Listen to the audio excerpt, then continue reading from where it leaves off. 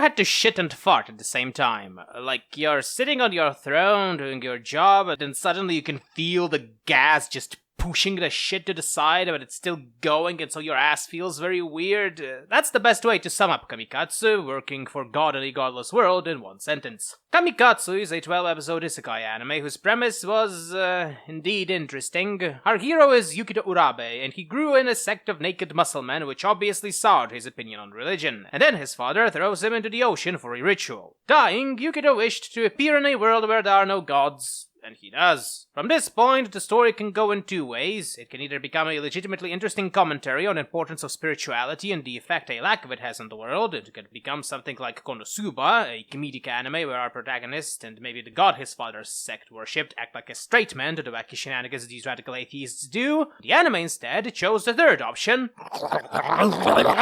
I can't even remember the last time I've seen an anime this bipolar in its presentation, so obviously he summons Mitama-sama, the lolly goddess that likes him and then wipes the floor with his enemies, but it turns out that in a typical fashion, gods need worshippers to gain powers, so the hero that dislikes organized religion needs to create an organized religion. Very funny. And he better do it quickly, because the empire of no fun allowed will soon go after them.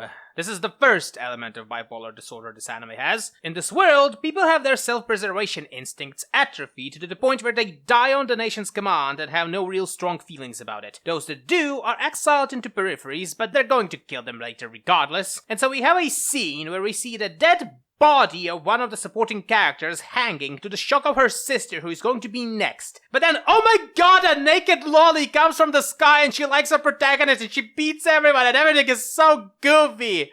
Very funny. Much laugh. And that's the tone of the show overall. Unfathomably grim, sometimes downright Lovecraftian information is haphazardly mixed with perverted humor and downright softcore porn. The main point of the show eventually evolving into fighting imposter gods to be the biggest god of them all.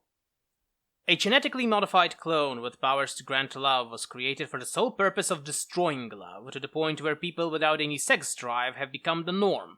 It is suffocating. But then she finds a girl that likes various perverted stuff and is finally able to bond with a human for the first time in a true while, and she was exiled for being a deviant. But even among deviants, she didn't find a home. After getting pregnant, the people who forgot how to make babies were scared of this and killed her. And so she vowed to destroy this godless world once and for all. Here's a scene of a girl sticking a vibrator up this man's butthole!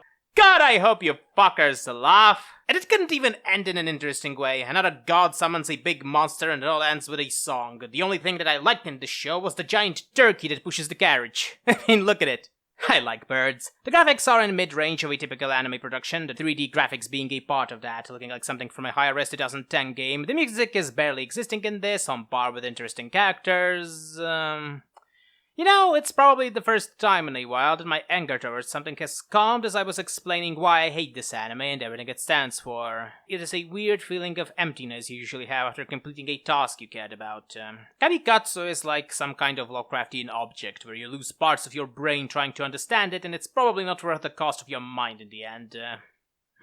I think I know what to do next. I need to fulfill my masculine urge to go back in time and challenge Vasco da Gama to a game of Yu-Gi-Oh! And I know you people are going to say, but Auntie, do you know what a Yu-Gi-Oh is? No, I don't. Nobody knows. Anybody who tells you the opposite is a bold-faced liar. Then surely Vasco da Gama doesn't even know what a Yu-Gi-Oh is.